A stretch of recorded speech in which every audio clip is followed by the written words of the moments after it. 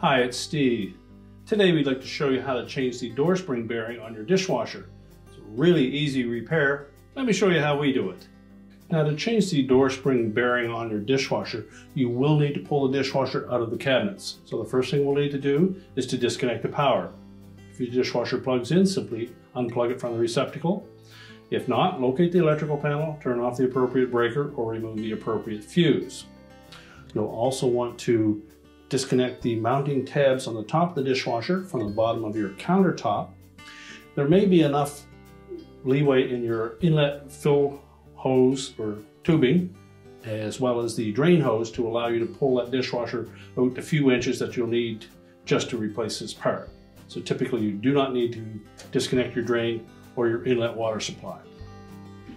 So once we've disconnected it from the countertop, turned off our power, we'll just pull that dishwasher out so we can get at the side of it. Now, with the dishwasher pulled out of the cabinet far enough that we can access the door spring, we'll first need to disconnect that from the frame rail at the bottom. Just take note of what notch the spring is in. I'll slide it out. Now, if the old bearing is still attached to the door hinge, you'll need to pop that out of there, or if it's missing completely, we simply need to lift up on that spring, pull the spring out, and just set that aside. We want to make sure that we insert that bearing so that the flanged edge is on the outside.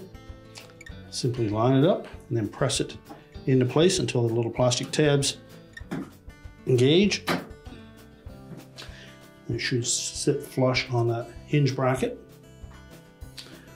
We'll then insert the spring into that opening. Make sure it engages that bearing. And then reconnect the bottom to the appropriate hole on that frame. And now we're ready to push the dishwasher back into the cabinets. We're now ready to reconnect the power, and your repair is complete.